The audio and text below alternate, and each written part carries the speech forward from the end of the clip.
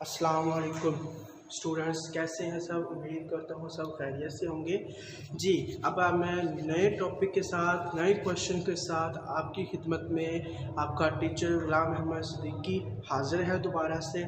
ठीक है, I hope कि आप लोग मेरी वीडियो देखकर लाइक कर रहे होंगे, आपको अच्छी समझ लग रही होगी। तो आज हम दोबारा वही mechanic plus wave and oscillation का हम लोग स्टार्ट कर रहे हैं। वही फर्स्ट चैप्टर जो हमने स्टार्ट किया हुआ था उसका क्वेश्चन नंबर 3।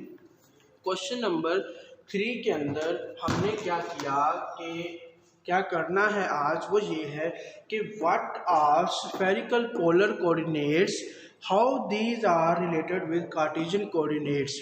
हमने क्या करना है कि हमने सबसे पहले बताना है कि स्फेरिकल पोलर जो कोऑर्डिनेट्स है हमारे पास वो क्या चीज़ है।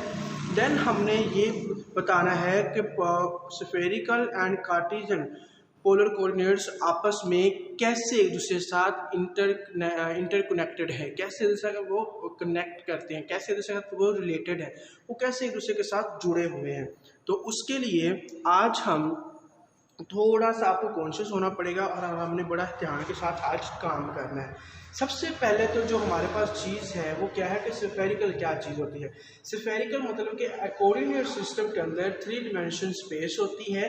ठीक है, इन विच पोजीशन, इसके अंदर हमारे पास क्या होती है, position of a point is specified by 3 numbers such as radial distance, rho हमारे पास होता है, देन हमारे पास पोलर एंगल होता है एंड हमारे पास अस्म्यूथ एंगल होता है।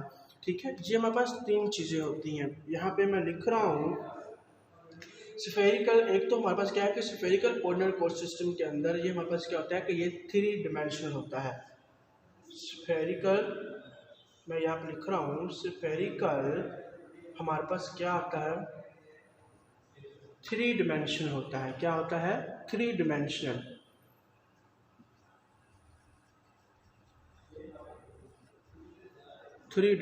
एक चीज। दूसरा, इसके अंदर हमारे पास क्या होता है, रेडियल डिस्टेंस होता है। क्या होता है, रेडियल डिस्टेंस होता है। वो क्या होता है, हमारे पास रो होती है। उसके बाद हमारे पास क्या होता है, हमारे पास पोलर एंगल होता है। पोलर एंगल जो होता है वो हमारे पास किसके इक्वल होता है, वो हमारे पास थीटा के इक्वल होता है। देन हमारे पास ये लिख दिया। अब हमारे पास क्या है, अस्म्यूथ एंगल हमारे पास होता है। वो किसके इक्वल होता है, वो हमारे पास पाई के इक्वल होता है। एक तो ये चीज़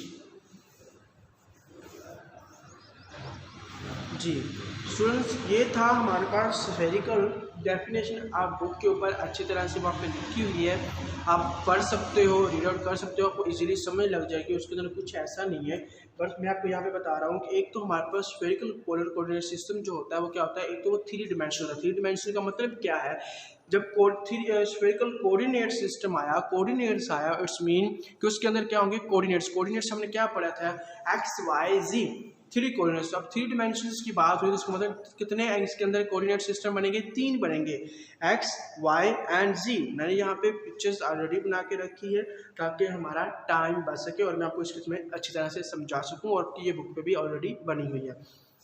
एक चीज़ तो इसके अंदर हमने ये पढ़ा कि स्फेरिकल तो एक 3 डिमेंशन होगा। दूसरा ये कि रेडियल जो हमारे पास है डिस्टेंस, उसको हम रो के साथ डिनोट करते हैं। और जो पोलर एंगल हमारे पास बनता है स्फेरिकल के अंदर वो कौन सा बनता है, थीटा बनता है। और अस्मिथ एंगल हमारे पास क्या बनता है, फाई बनता है। यहाँ पे देखिए कि मैंने क्या यहाँ पे पॉइंट पी लिया है। ठीक है, जैसे कि हमने क्वेश्चन नंबर 2 के अंदर किया था कि हमने ओ जी के हमको हमारा एंगल बना था गैमा का, ओ वाई का एंगल बना था बीटा का, और एक्स का एंगल बना था अल्फा का। तो सेम इसी तरह हमारे पास मैंने ये पिक्चर्स बनाई है, पॉइंट ओरिजिन पॉइंट पी है, ये एक मैंने पॉइंट पी लिया है। ठीक है, उसका ओरिजिन से जो डिस्टेंस है वो क्या है, रो है पी, और उसका जब एंगल जो बना वो क्या बना, फाई का बना। यहाँ पे क्या बना, थीटा का बना। ठीक है, और मैंने इस पॉइंट के अंदर 3 चीज़ें रखी हैं, रो, थीटा एंड फाई, मतलब कि radial distance, polar angle and azimuth angle. ये हमारे पास 3 चीज़ें, और इसी को ही मैंने कार्टेशियन के अंदर क्या लिखा है, X Y and Z, X Y and जी।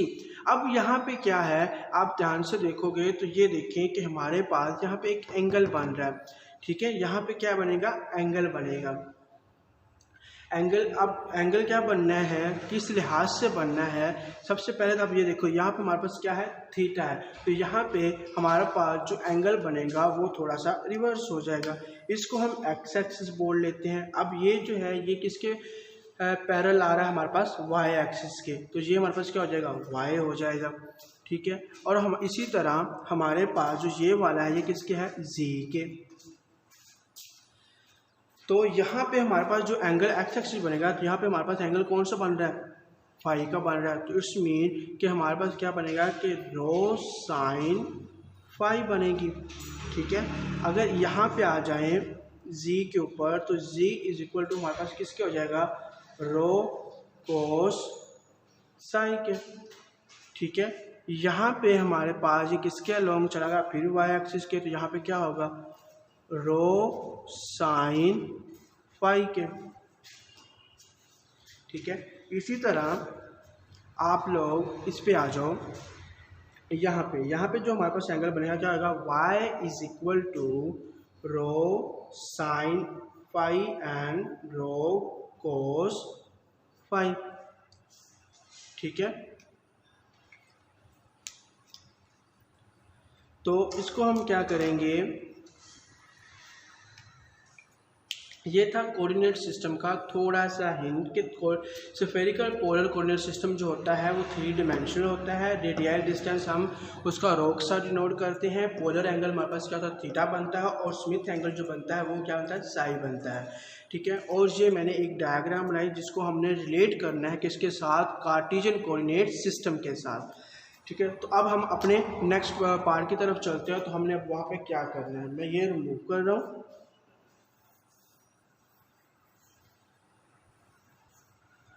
ठीक है। तो इसको रिमूव करने के बाद अब आप आ जाए, मैं इसकी थ्योरी वगैरह रीड आउट नहीं कर रहा, वो आप सारी चीज़ें खुद रीड करेंगे बुक के ऊपर, मैं जस्ट आपको इसकी कैलकुलेशन समझा रहा हूँ। तो सबसे पहले हमने क्या करना है कि ये हमारे पास पॉइंट P है, P और G, पॉइंट P और G पे हमारे पास जो एंगल बनेगा वो क्या बनेगा, फ्रॉम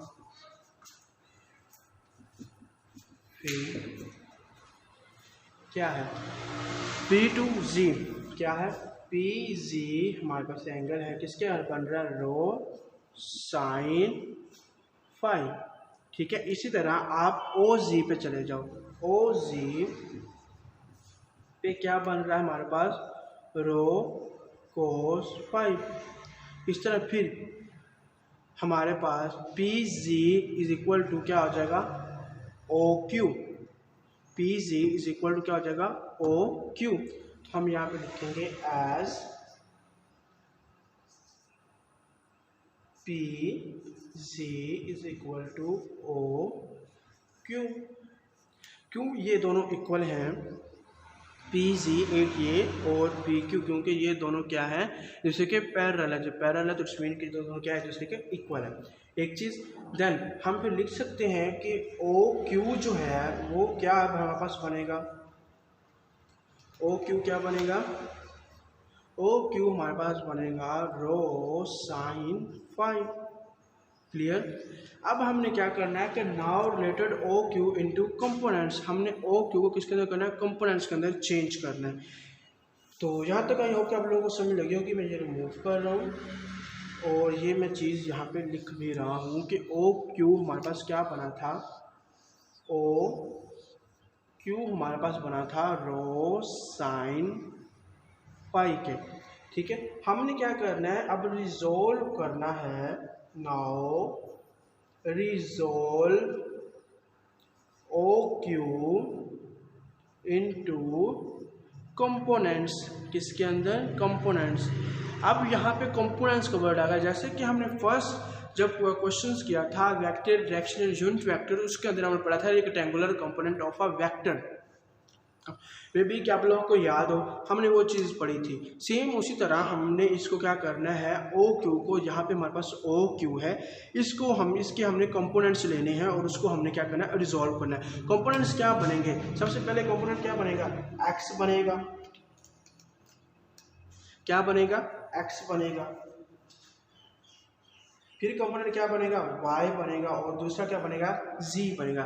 3 कोऑर्डिनेट सिस्टम के अंदर कितने कंपोनेंट्स बनेंगे, 3 बनेंगे, x, y एंड z। अब हमने यहाँ पे फिक पे बताया कि हमारे पास जो x का कंपोनेंट बनेगा, x के ऊपर बनना है, वो क्या बनना है, वो बनना है rho cos theta sine alpha phi. Term क्या है हमारे पास, रो साइन थीटा, y के ऊपर ये रहा साइन थीटा और साइन फाई। y के ऊपर आएंगे तो क्या रहेगा, आर पी कोस क्या आएगा, फाई, क्योंकि हमने क्या पढ़ा था कि ये हमारे पास इक्वल होता है। तो ये एक तो चीज़ हमारे पास आ गई, ठीक है। यहाँ पे मैंने बताया भी था कि z is equal to r cos phi. ये हमारे पास क्या था, कंपोनेंट्स थे, ये हमारे पास क्या बने, कंपोनेंट्स बने, ठीक है। अब ये देखिए किसके लिए, x, y और z। मैंने यहाँ पे पिक के अंदर आपको बताया था कि हमारे पास अगर हम पॉइंट पी पे रो थीटा और फाई ले रहे हैं तो मैंने साथ में x और y z लिखा था। x और y z मैंने क्यों लिखा था, क्योंकि यहाँ पे जो रो है वो रिप्रेजेंट कर रही है x को, जो y है वो रिप्रेजेंट कर रहा है थीटा को, और जो हमारे पास z है वो किसको कर रहा है, इस चीज़ को। बेसिकली तो एंगल है, लेकिन हम इनको इस चीज़ से भी डिनोट करते हैं।